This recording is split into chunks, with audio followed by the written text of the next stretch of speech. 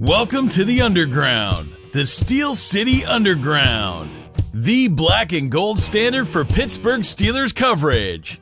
Now, here are your hosts, Brian E. Roach and Zach Metkler. Hey everybody, welcome to another edition of the Steel City Underground podcast, brought to you in part by mybookie.ag and our official partner, TSE Total Sports Enterprises. My name is Brian E. Roach, and right now I'm just too aggravated and tired to make up a cute reason of why I'm the host who doesn't like something. Instead, I'm just going to say that for this edition, I'm going to be joined by Zach Metkler, a contributor here at SCU, as well as GZ, I'm going to screw it up. What is it? GZ Sports Report. There you go, GZ Sports Report.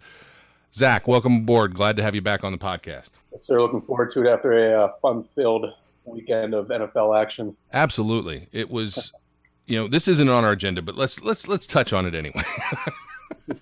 It was a crazy weekend. Now, as you, I'm sure, are aware, as are many others out there in the world, we aren't even supposed to be here anymore. The world was supposed to end Saturday. Apocalypse was coming. Planet X was going to fly through space, devastating the Earth and killing us all. Funnily enough, that didn't happen.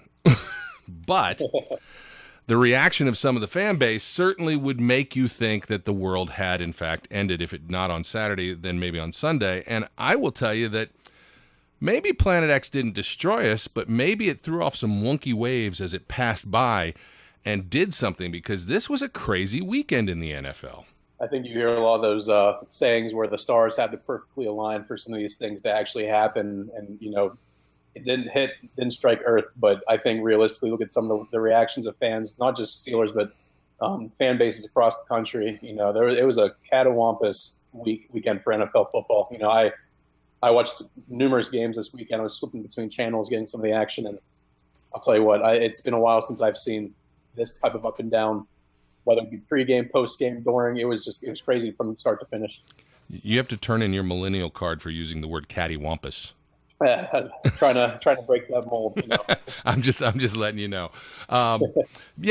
Look, we maybe should have had a hint that this was going to happen when you look at that original Thursday night game, because you have a game between the Rams and the 49ers that prior to the game, everyone is tweeting about how, gee, NFL, why are you putting the absolute worst possible games on Thursday night? You really don't want anybody to watch them, do you? And yet that turned into a fantastic game with a lot of back and forth, but at the same time, you do have to kind of go, hey, wait a minute, this is the San Francisco 49er team that only managed like 12 points in the previous two games, and they're putting up 39 and losing. Yeah, you look at it, myself included, I've been a fan of the Rams defense for quite a while. Maybe it's because of Aaron Donald and my love of defensive linemen, but I did not think that it would go that high, especially from the 49ers offense that has produced so little so far this season. You can make the argument that Kyle Shanahan's the offensive genius that he is, because quite told he is, but I think realistically they have no weapons on there. Brian Hoyer and Carlos Hyde, if you want to consider Brian Hoyer to be a legitimate quarterback in the league, you can. I think he's more of a backup. But beyond Carlos Hyde, they don't really have a whole lot of weapons. And to put up 39 points against that defense that's supposed to be so impressive in LA, it was very surprising to say the least, and definitely gave me some good action to watch on Thursday night for a game that I thought was going to be a snooze fest the entire time. So it definitely proved me wrong. Right. And so we jump right from that to, the Ravens getting their posteriors handed to them in London by Jacksonville, 44-7. The defense of the Ravens had been touted as another one of those elite defenses that will carry them into the playoffs, and the strength of their defense will make up for the weakness of their offense.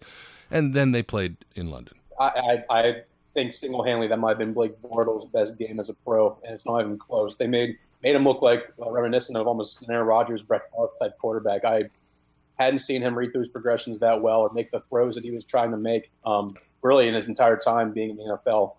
If you told me that the score was going to be 44-7, I probably would have taken any odds against that, because there was no way that I thought that was going to come down to it. And fortunately, I was able to catch most of the game. I got myself up early enough to do it for some early Sunday action. But the Ravens just did not look defensively like the same team that we've seen so far through 2 weeks, and they've had games against the Bengals and the Browns. But I mean, good Lord, the Jaguars are nowhere near a high caliber offense. But to be able to do what they did, I didn't see it coming. I don't think many people did either. Yeah, over 400 yards of offense. Bortles throws for 4 TDs, no picks.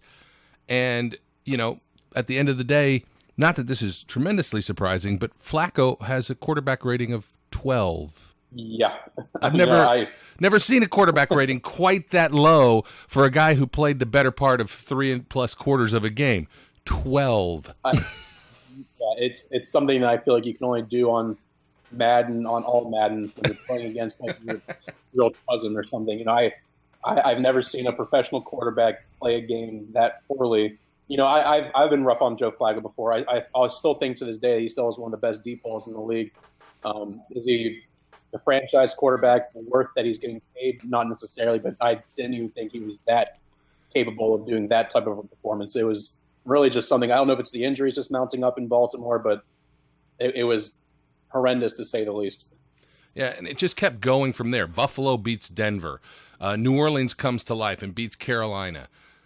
Atlanta barely escapes from Detroit with a 10-second runoff because of an overturned catch that actually goes in the Lions' favor, but they end up losing the game because they have no more timeouts, and they have to run off 10 seconds because it occurred within 10 seconds. It's crazy. The Colts come to life against the Browns and beat them.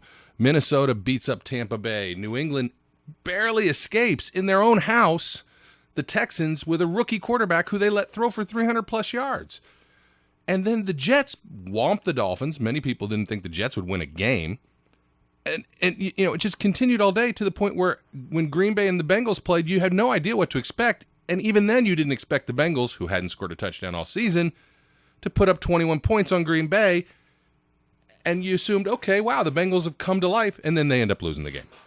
Yeah, I think people need to realize the season's still young, and these teams, the preseason's designed now, and so many teams benching their starters throughout most of it, except for their tune-up games, have an identity yet.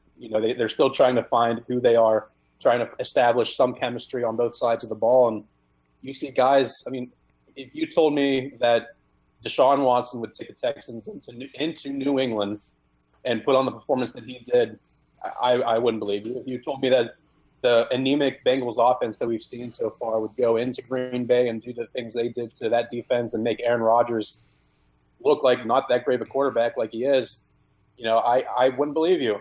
So it's still early in the season. These teams are still trying to find their way. I think that's why you're seeing so many of these close games against games that you never would think would be that close. Because in midseason form, the Falcons don't come that close to losing.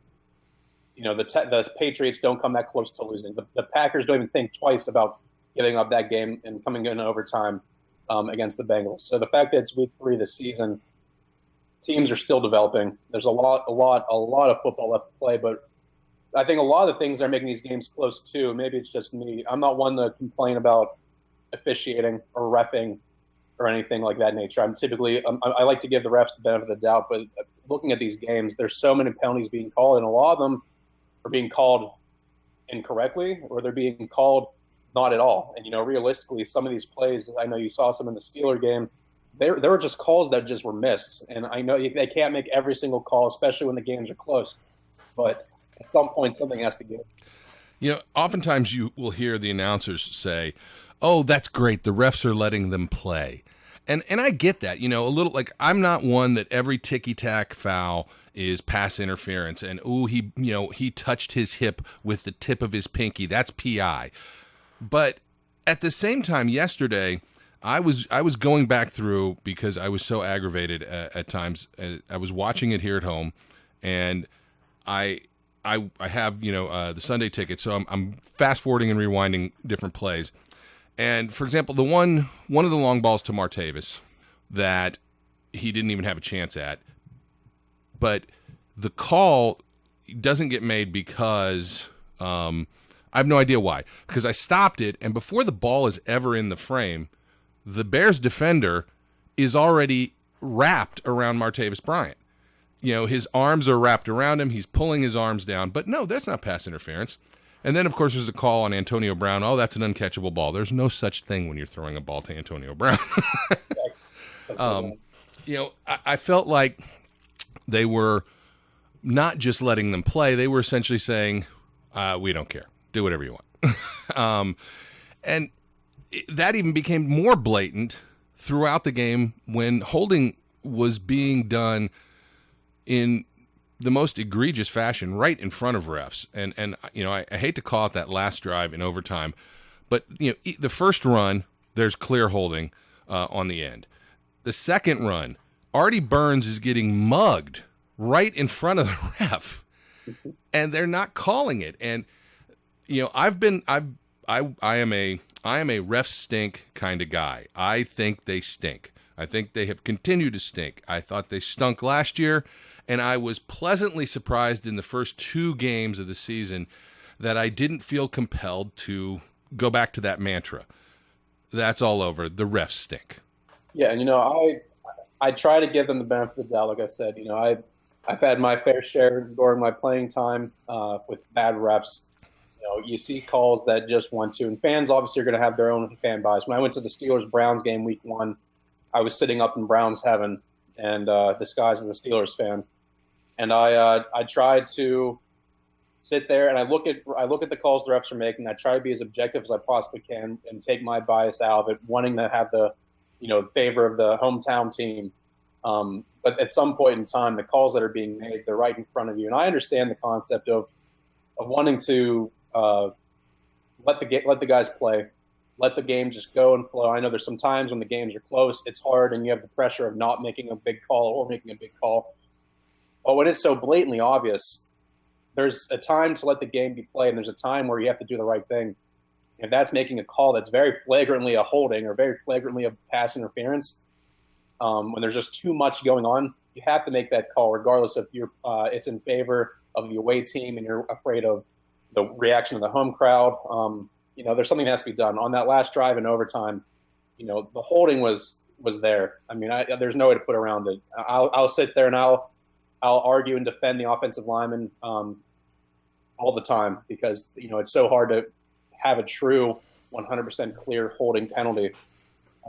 But those flags that weren't being thrown should have been, because it was blatantly holding. When you're trying to, the minute your hand starts getting outside the chest square, and you start getting around the outside of the shoulder pads, and the guy's direction, he's clearly trying to break away, and you're holding going in the opposite direction, that's holding. Not every single time, that's holding.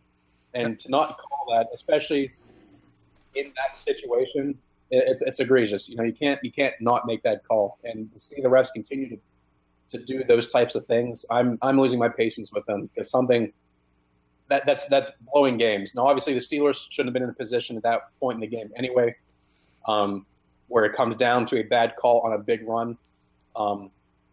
But it's just something needs to change with these guys. The Zebras out there are not at all quality to the point where they should be for the National Football League.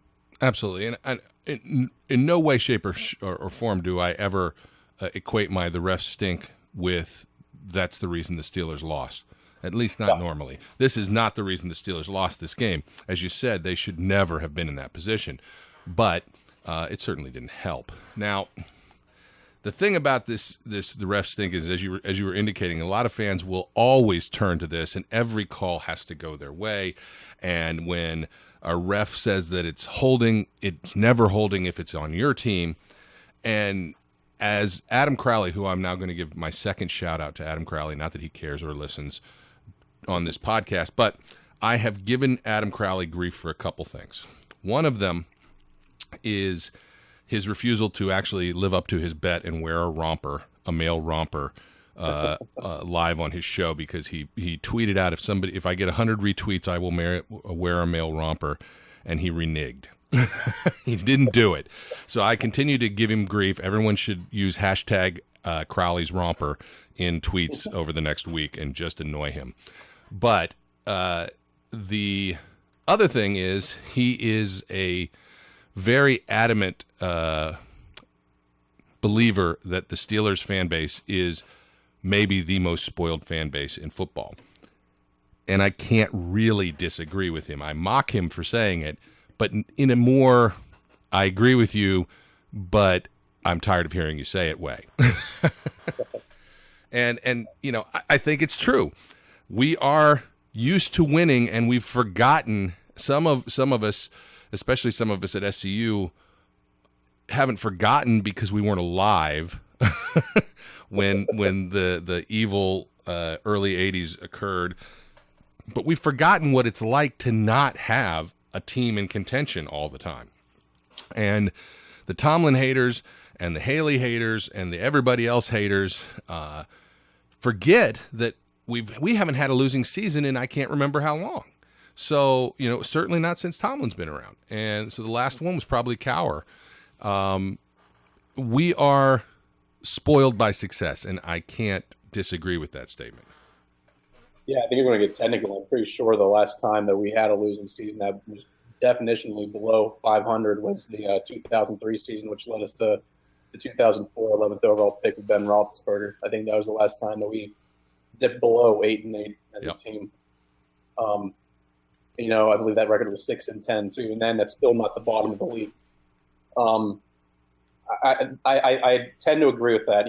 I lump myself in there because I come off maybe sometimes on social media as a guy that are wrong. And, I always try to look at the bright side of things with the team when there are clear, glaring issues. But the thing is, it's to an extent, and they have every right to be, when you're used to so much success and you see all the things going on there, it's easy that when you lose a game and they have an ugly trend like the Steelers have of dropping games to teams that they very much are better than, you want to point the finger someplace. You want to say, oh, it's Tomlin's fault. Oh, it's Ben's fault. It's whomever's fault. And, someone is to blame for that. But at the end of the day, there's teams that would give to have the track record that the Steelers have over the last however many years, But at the same time, people forget that it hasn't always been sunshine and rainbows for the Steelers. For the first 40 years of our existence was a joke, with Mr. Rooney buying the team for $1. It's the team was nothing until the 70s turned it around. And then there was that dreaded 80s. You got to the 90s. Cowher started turning it around a little bit with that Super Bowl appearance against the Cowboys. But then there was some other rough times again where the team was good but wasn't fulfilling the standard of winning Super Bowls. And, the fact that we have 3 Super Bowl appearances in the past, before 3 Super Bowl appearances. Wow. 3. Second guess myself. In the last decade and a half, that's something that a lot of teams would give for. And I think there is the expectation that the Steelers are supposed to make it to the playoffs. They're supposed to be in the Super Bowl every single year. You can have those expectations all you want to, but at some point in time, you need to realize that's just not the way football works. I'm a firm believer that football is an any given Sunday type of sport, where maybe the Steelers play down to their competition, but maybe there's also this reverse argument that maybe other teams just like playing up to good teams. It makes their fan base excited. They know that the Steelers have the track record they have against bad teams, so they say, hey, if anyone else can do it, so can we. And they go in there and they do well. I think you see that every week when you see bad teams playing up against good competition. Yeah, absolutely. The notion that the Steelers don't prepare for these games, I think, is terrible. They're professional athletes. They prepare for every game the same. Tomlin's not just walking in there with a batch of cupcakes on Monday and saying, all right, well, we don't need to practice this week because we're playing the Bears. That's not the way the NFL works. No team does that. Absolutely. And, it's hard to look into players' minds and look into players' hearts and wonder, especially in a week like this where the Ravens are coming up next, whether they do look ahead and take things for granted. But they still are preparing. For the most, these guys are getting paid. They got a lot of pride in what they do. They are professional players, and, they take their work seriously. It's really unlikely that they are just being lax. I just don't buy it. What disturbs me right now, though, is, I understand the trend to get, internet muscles, right? And you're bolder and broader because it's, the anonymity of the internet, and, nobody can really make you suffer any consequences for the generals based on what you're saying. But the vitriol that's been spewed after this particular game, and I get it, and I don't want to get into it. I've said this multiple times. I'm not going to play into the politics of the situation, but there were certainly more emotions this weekend than in most other weekends. And that's from the player standpoint as well as the fan standpoint. But a guy tweeted out, and I think you probably saw this in the SCU back room, a guy tweeted out after the Steelers had noted that they landed at home that he wished the plane would have crashed. Well, really? I mean, that's taken things to a level that is just beyond nonsense. The sky is falling, and you all need to, crash in a plane.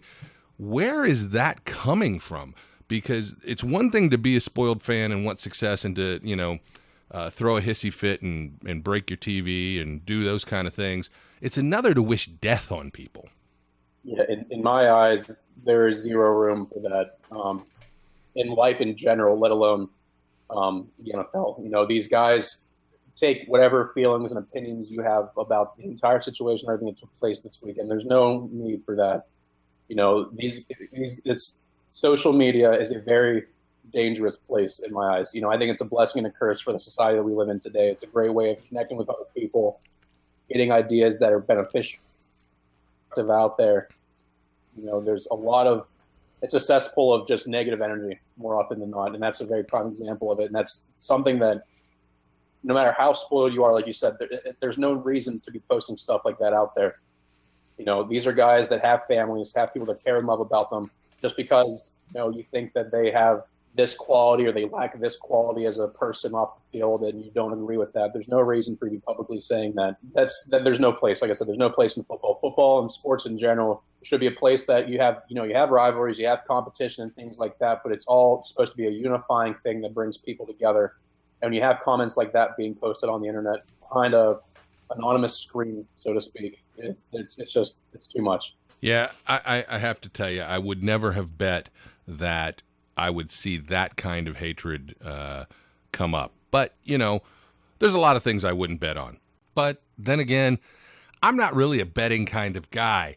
I don't have enough faith in what I'm predicting to actually spend my money betting on it. A lot of people do like to bet, and oftentimes, since we are the black and gold standard for Steelers coverage, they will ask us, who should we bet on?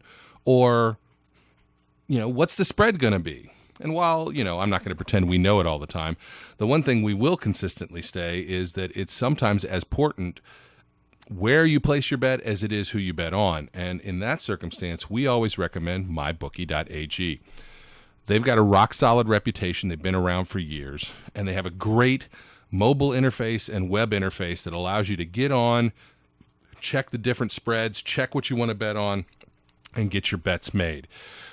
As a bonus, if you go and you sign up using the code SteelCity and you put your first deposit in, mybookie.ag will offer you up to a 100% bonus. So if you put $100 in, you might have $200. It's almost like you're making money for doing nothing at all. The best thing about mybookie.ag is they have an industry-leading turnaround time. You make your bets, you win, and in 2 days you get paid. So take a chance. If you're a betting guy, a betting gal, you like to bet on things, go to mybookie.ag, make your bets, win, and get paid. But Zach, to get back on topic and what we were talking about, the other thing that I've noticed a lot is, people complain about the fact that they don't win every year. And their excuse is, well, if they don't win the Super Bowl, it's a horrible season and you should feel terrible about yourself because participation trophies are terrible and nobody should get a participation trophy and you're just a big old snowflake if you're happy with a decent season. Well, that's silly too. This isn't a participation trophy sport, right? Nobody is going, oh, good, we got a trophy for coming into the AFC Championship game. But there's only 2 teams that make it to the big game. And you can still have a season where you go, I'm not happy we didn't make it, but it was a pretty good year. To say that equates to a participation trophy and you're just, too warm and cuddly is also, I think, taking it a little too far. It is. I look at every Steelers season as a new chance and opportunity for them to go and make a deep playoff run and potentially make it to the Super Bowl and win it all. I think every fan has that mindset because we've been used to seeing it so often in the past.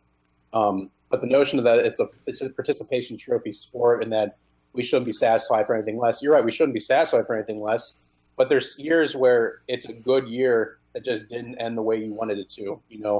I look at a lot of teams in the past that should have been better and won a Super Bowl and didn't. I look at that entire dynasty that was the Indianapolis Colts in the early 2000s when you had Peyton Manning, Marvin Harrison, Edgerrin James, that offensive line that they had led by Tony Dungy. They had one Super Bowl.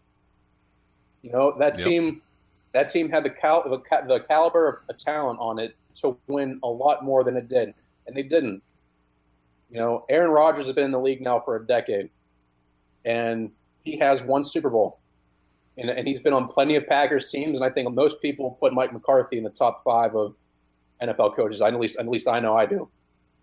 And yet he only has one Super Bowl victory. The Patriots have been a dynasty since time for a lot of people. There's a lot of people alive now that don't know a world where Tom Brady hasn't been running the NFL. And you look at it, the Patriots have the team that could have won a lot more Super Bowls, albeit they do have a lot. But they could have done a lot more with the logic that a lot of fans have. But like you said, there's only 2 teams that can make it to the Super Bowl, and only one team can win it. And we all want it to be our team. We all want it to be the Steelers. But it's just not realistic. And to say that anything less is just a participation trophy, that's a terrible mindset in my mind. Yeah, it's just it leads into the way that they look at a loss and the frustration and anger that seems to come from it, especially for some reason right now with the group of individuals that we have.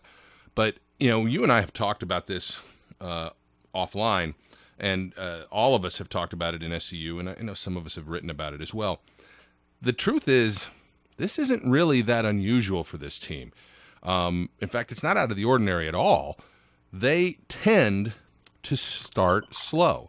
And I talked to the Bears brothers about this, and when I was a guest on their podcast, and I said, because they were very, there's no way we're going to win, and I said, don't say that. Not because I wanted to jinx the Steelers, not because I really thought the Steelers were going to lose the game, but they're not the same team in the first 4 games, which is September football, that they are the rest of the season.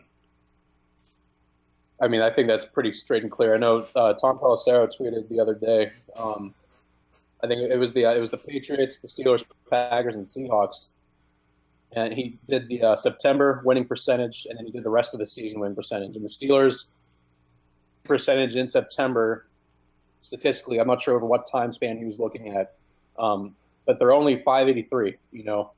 For a team that on average is winning about 10 to 12 games per season, 583 is not a good thing. But if you look at the rest of their season, their winning percentage is 667, which is really, in my opinion, I think it's probably one of the better winning percentages of any team in the league that's not named the New England Patriots. So we've seen this before. We've seen it last season. I know there was a couple years back, I believe it was Le'Veon Bell's rookie season, that would have been 2013. The Steelers started 0-4. And they made that late season push. They finished season 8-4, and obviously they just missed out in the playoffs due to that last minute infamous San Diego field goal. At least sticks out in my mind. But they always start slow. The same story happened last year. I know the Eagles 34-3. We got blown out by the Dolphins. Ben got hurt. Everyone's writing the season off. And then they do what they always do in the second half of the season. Once the chemistry clicks, the rhythm gets going, players start to find their niche with the team. You start seeing what we're used to as Steelers football. And luckily for the Steelers, they play better at home. And if you're going to make that whole trend argument about playing down the poor teams on the road, I mean, we play our last 8 games, we play 5 of them at home. So there's always these things to look forward to as the season goes on. It's week 3. I'm not going to get excited about whatever happens. I mean, at the end of the day, you can say we played poorly. We're still 2-1. It's still a winning record. That's still tied for first place in the AFC North. That's still where you want to be at this point in the season. Yeah, and the flip side of that Steelers play down to bad teams is that they do tend to play better against good teams. Aditi, whatever her last name is, which, I repeat constantly, I can't pronounce names, so I'm not going to try and butcher her name. I'll just call her Aditi, as if we're friends. But, she tweeted out over the weekend that, against bad teams, the Steelers' record is something like 9-10. It's not good. It's sub 500. But against good teams, or teams with a above 500 record, their record is ridiculously good. And whether that's because Ben likes the spotlight, whether it's because they get that extra surge knowing they're going up against top-level competition, the good news for the Steelers right now is they've only got 4 or 3 teams actually on the remainder of the schedule that at least at this point have losing records. That would be the Bengals, the Browns, and the Colts. Everybody else currently has a winning record. Now, that may not stay the same, but, it's a situation that does bode well, and we have a backloaded schedule with a lot more of the heavy hitters coming towards the end of the season, which, again, is good for us. On a little side note, just because I just saw this, the Ravens' miseries continue as Brent Urban has a Liz Frank injury, and so he's gone. They just keep dropping like flies. I do not know how that team managed to win the first 2 games with the way those things have fallen. But sorry to get off track on that. It just came up and I noticed it. And we have the Ravens this week. So, it is annoying, let's put it that way, when they lose early in the season and they lose to these bad teams. But it's been that way, as you said, for many seasons now. And I don't know about you, but I have been adamant in stating that I think this has to do more than anything else with the way preseason works. Starters don't play hardly at all. What did Ben get? 2 series in the entire preseason. And at no point did all the starters play together at any time. That's what I think September football is, continuation of the preseason. And I think, when you see guys like Le'Veon Bell who didn't play a single snap the entire time, I understand he trained and whatnot, but training and being on the field in live action are 2 completely different scenarios. You have a guy like him who missed the entire time, Martavis Bryant, still knocking the rust off after not playing for 18 months. It's not easy to just come in day one and be mid-season form. It's that are, still trying to find that rhythm. I agree with the way that the CBA has the entire preseason lineup done the way it is, where you don't see a lot of these starters playing. You can do whatever you want to in practice. You're still getting the repetitions. You're getting the mental reps. You're getting the film room work. That's all fine and great, but live action experience then 2 different from what you see in a practice field in a simulated setting. So being able to actually get out there and play, you're still seeing the Steelers trying to work out the kinks. You're still trying to see guys find chemistry. With Bryant knocking off the rust, some semblance of himself from 2016, trying to build chemistry together. Even though they've been together for so long, you still have the developmental pains of a new season coming forth with it. And truth be told, this is one of the younger Steeler teams we've seen in a while. You have a lot of young guys still trying to get their feet wet with a lot of the schemes that they're trying to implement. Just the fast-paced nature of the NFL. Even guys in their second year like Sean Davis and Artie Burns, who have had their moments of looking like rookies again, they're still not veterans. They're still trying to get their feet wet. They're still trying to get a feel for the way the NFL works on a consistent basis. And when you miss a lot of the preseason, really this first quarter of the season is where you're kind of trying to iron those out. And luckily, the Steelers were fortunate enough to play some not elite teams at that point. But it's something that fans need to realize is a true reality and an unfortunate reality the way the NFL is set up now. Yeah, absolutely. And, if they go into Baltimore next week and beat a depleted Ravens team, even if it's an ugly win, which I would guess if they win, it could be an ugly win. It's always an ugly game when the Steelers and the Ravens play. We come out of the first quarter of the season 3-1. That's a pretty good result for while you're getting your feet wet. And things just change once we get to October football. Ben gets crisper, the O-line performs better, and generally speaking, that's, Le'Veon gets on track, the receivers are more in sync with Ben, and the defense is more solid as a unit.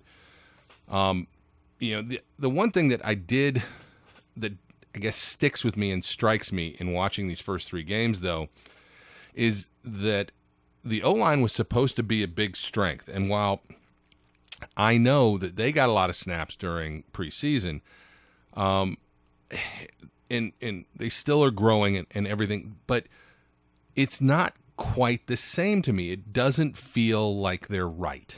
Something just seems off. They're not being dominant.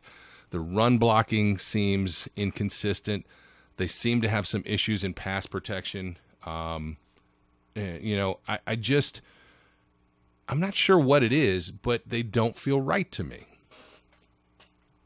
I went into this season extremely excited because I felt like, we had the same OLine returning from last year, which was a very strong group that's played together consistently now for an entire season, which is something that used to be 10 years ago or 8 years ago was unheard of a Steelers offensive line.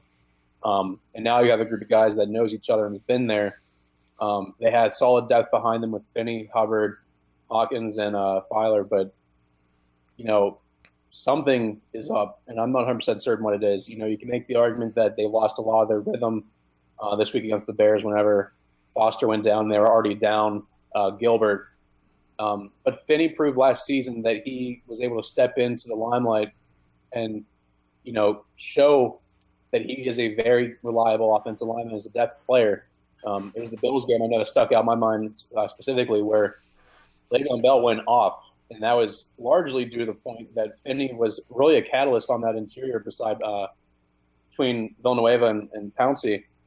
But I don't know if it's communication issues, if it's them just not getting a whole lot of live action work during the preseason. I don't know. It's concerning to say the least because they have guys on that line that should be better. You have DeCastro and Pouncey, who are both Pro Bowlers, all-pro offensive linemen. You have Marcus Gilbert, who a lot of people, myself included, believe that he will be and should be a Pro Bowl caliber offensive lineman. Ramon Foster is, like you've always pointed out, he's the glue of that offensive line. He's the leader on and off the field in the locker room. He's not a designated captain. He's the guy that gets that line together. And one of the best improvements the Steelers have had. And a lot of fans were worried after losing Calvin Beachum. Villanueva came in and has done exceedingly well. So to see the sacks happening, like the Steelers gave up 3 sacks, and a lot of them were kind of, in my mind, coverage related, but at the same time, the offensive line just crumbled. And I understand Bell's still trying to knock off the rust, but there have been very minimal holes for him to hit. He's patient. He lets them develop, but when they're not developing in front of him, he has no choice but to try to just put his nose down and try to hit what hole would be there, and it's not. So I don't know when it's going to pick it up. But at some point, if this offense really wants to get going, you win games in the trenches, and the Steelers, quite frankly, just have not been winning up front like they need to and like they're used to doing over the recent years. Yeah, it's the only area that gives me pause. Beyond that, I feel like this is just business as usual for this team. They start slow and then they pick up steam, and hopefully that remains the same message.